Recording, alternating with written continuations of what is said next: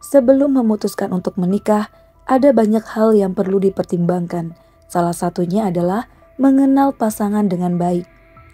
Jika terburu-buru menikah dan mengesampingkan pentingnya mengenal pasangan, dapat membuatmu menyesal di kemudian hari. Contoh kecil yang paling penting adalah mengetahui alamat rumahnya hingga keluarga besarnya.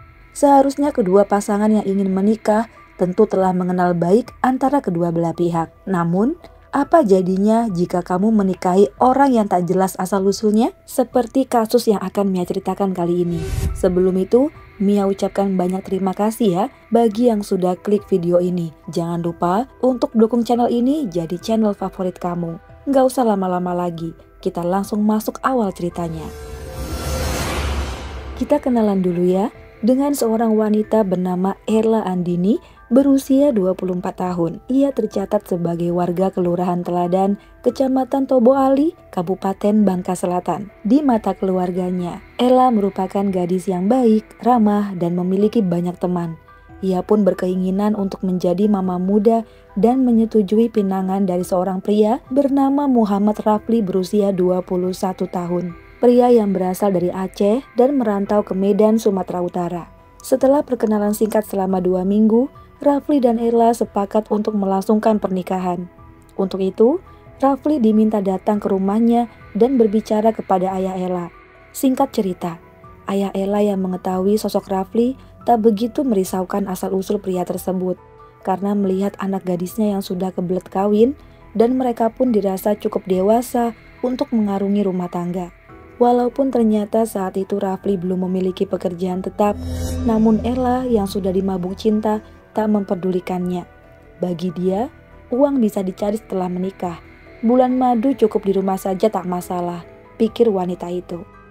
Tak menunggu waktu lama, setelah 1 bulan berkenalan, mereka melangsungkan pernikahan pada tanggal 7 September 2021.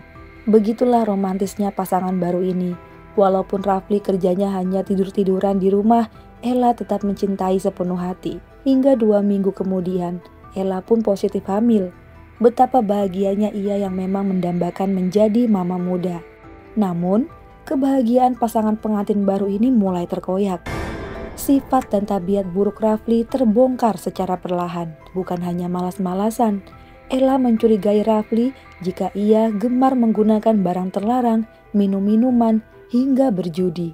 Kekesalan Ella memuncak ketika suaminya ketahuan mengambil uang tunai juga perhiasan milik Ella sebanyak 6 juta rupiah yang digunakannya untuk membeli barang haram dan foya-foya bersama salah satu temannya yang bernama Apoy. Dari situ pertengkaran pun sering terjadi. Ella merasa dibohongi oleh suaminya itu. Di sini Rafli berdalih hanya meminjam dan berjanji akan mengembalikannya. Kemudian pada tanggal 19 Oktober 2021, Ella yang geram akhirnya mengusir suaminya dari rumah orang tuanya. Rafli pun pergi dari rumah dengan pikiran kalut. Ia menuju ke kontrakan Apoy dan beristirahat di sana. Sebagai sahabat, Rafli menceritakan keluh kesahnya. Apoy yang saat itu tengah teler karena sedang menggunakan narkoboy, menanggapi curhatan Rafli dengan candaan. Habis aja nyawa istrimu. Rafli yang rupanya ikut mukbang narkoboy, menelan langsung saran dari kawannya itu. Masih di hari yang sama, Rafli kembali lagi ke rumah istrinya dengan membawa makanan dan mengajak Ella untuk mengobrol guna mencari solusi. Namun Ella yang sudah merasa lelah, ia memutuskan untuk bercerai dengan Rafli. Sayangnya, rayuan Arjuna Kaleng ini membuat hati Ella luluh dan bersedia menerima Rafli kembali dengan syarat agar merubah sifat buruknya itu. Rafli pun berjanji akan mengembalikan uang yang dipinjamnya. Hingga mereka kembali tidur bersama, melewati malam yang indah berdua. Hingga keesokan harinya pada tanggal 20 Oktober 2021, adik Ella heran kenapa kakaknya belum keluar kamar sama sekali. Ia pun menggedor pintu kamar kakaknya. Karena tak ada sahutan, lantas ia mencoba untuk membuka pintu yang rupanya dalam keadaan terkunci dari dalam. Saat itu karena adik Ella merasa kakaknya masih tidur, ia pun tanpa curiga melanjutkan lagi aktivitasnya. Hingga waktu memasuki pukul 3 sore, adiknya Ella teringat lagi. Sedari tadi pagi tak melihat kakaknya itu keluar kamar. Ia pun mencoba membuka pintu kamarnya lagi yang rupanya masih terkunci dan tak ada suara sama sekali dari dalam.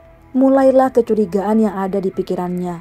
Ia langsung memberitahu bibinya dan menjelaskan kondisi Ella yang tak keluar kamar sejak pagi. Singkat cerita, mereka mendobrak pintu kamar dan betapa terkejutnya mendapati Ella yang telah terbujur kaku tak bernyawa di atas ranjang. Keberadaan suaminya pun tak diketahui di mana. Keluarga pun histeris dan segera menghubungi kepolisian.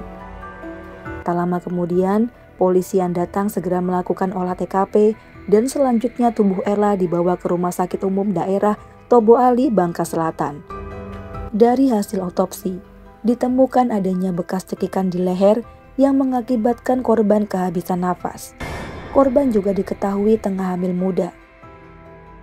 Di lain sisi, polisi mendapat informasi dari keluarga korban terhadap pelaku penghabisan nyawa Ella. Tak lain, suaminya sendiri. Karena memang akhir-akhir ini mereka berdua sedang dalam keadaan berseteru. Ayah korban yang bernama Sopuan Heri menjelaskan bahwa tidak mengenal suami anaknya itu dengan baik. Sebenarnya ia tidak menyetujui calon menantunya karena tidak jelas asal-usulnya.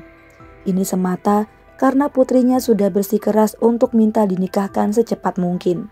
Sebagai orang tua, tentunya ia hanya ingin melihat anaknya bahagia dengan pilihannya. Saksi lain dari keluarga Ella juga sempat mendengar keributan di antara keduanya pada malam sebelumnya. Dengan keterangan inilah, tim buru sergap segera mengerahkan timnya untuk melacak keberadaan pelaku.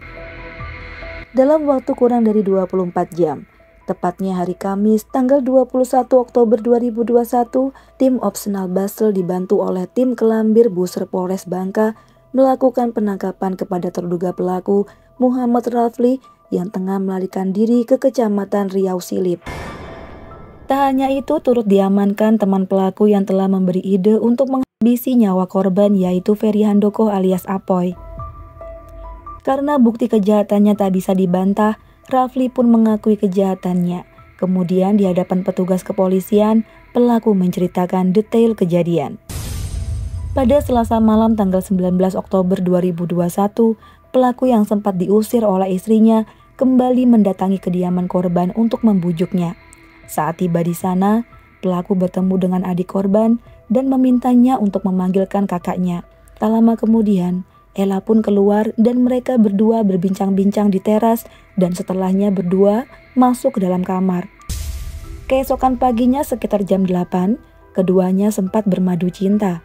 Setelah itu, mereka yang sedang rebahan, tiba-tiba pelaku mengambil HP korban dan melihat isi chat di dalamnya. Ternyata ia menemukan chat istrinya bersama mantannya. Sontak pertengkaran terjadi di antara mereka. Ella tak terima dituduh selingkuh. Namun Rafli yang terlanjur kesal, ia kepikiran saran dari Apoy. Akhirnya tanpa ragu, Rafli mencekik leher istrinya hingga tak bernafas. Setelah yakin istrinya telah tewas, pada pukul 10 pagi, ia keluar kamar dan mengunci pintu dari luar. Disitulah ia pamit kepada keluarga istrinya untuk pergi mengantar paket dan membawa motor NMAX milik istrinya, yang mana pelaku juga membawa ponsel korban dan hendak dijual. Rafli menuju ke kontrakan Apoy dan memintanya untuk diantarkan ke arah kota Pangkal Pinang. Pada awalnya, Apoy belum tahu jika Rafli telah menghabisi nyawa istrinya. Di perjalanan itulah Rafli menceritakan semuanya. Apoy sempat kaget, namun mereka tetap melanjutkan perjalanannya. Sesampainya mereka berdua di Koba, Bangka Tengah, Rafli berhasil menjual HP korban di salah satu konter HP. Uangnya untuk pegangan mereka menuju Pangkal Pinang. Kemudian mereka sempat bermalam di sebuah rumah makan di Jalan Muntok, Kota Pangkal Pinang. Hingga memasuki hari Kamis 21 Oktober, pada pukul 8 pagi, Apoy mengantar Rafli untuk mencegat truk sawit yang akan dimintai tumpangan menuju Palembang. Setelahnya, Apoy kembali menuju Tobo Ali. Di sanalah ia tertangkap. Dan dari keterangan Apoy, polisi berhasil meringkus pelaku utama di perkebunan kelapa sawit di Kecamatan Riau Silip. Ia yang sempat mencoba melarikan diri, karena itu dihadiahi timah panas untuk menjadi kenang-kenangan. Dengan ini tersangka Rafli dijerat pasal 338 KUHP hukuman penjara 15 tahun dan temannya Apoy dijerat pasal 221 dengan hukuman 9 bulan penjara. Nah teman-teman, bagaimana menurut kalian? Apakah benar motif pelaku karena cemburu istrinya berkirim pesan dengan mantannya? Padahal rekam jejak pelaku sangat buruk sekali. Dan jauh sebelum menikahi korban, pelaku merupakan orang yang gemar menggunakan obat-obatan hingga berjudi. Fakta selanjutnya adalah, Rafli bukanlah pria single, melainkan pria yang telah memiliki istri. Beredar foto pernikahan yang diduga adalah Rafli setelah berita ini viral. Rupanya, ia telah memiliki istri lain di Medan yang dinikahi secara siri selama 1 tahun. Untuk itulah gunanya mengetahui seluk-beluk pasangan kita sebelum membawanya ke hadapan penghulu. Mia turut berduka untuk korban, semoga diampuni segala dosa-dosanya, dilapangkan kuburnya, dan untuk keluarga diberikan kesehatan serta kekuatan. Mohon maaf jika suara Mia agak terlalu berat, karena memang masih terserang flu ya teman-teman. Mia undur diri dulu dan terima kasih banyak yang sudah nonton sampai habis. Mohon maaf jika ada salah-salah kata. Sampai jumpa di video selanjutnya. Bye.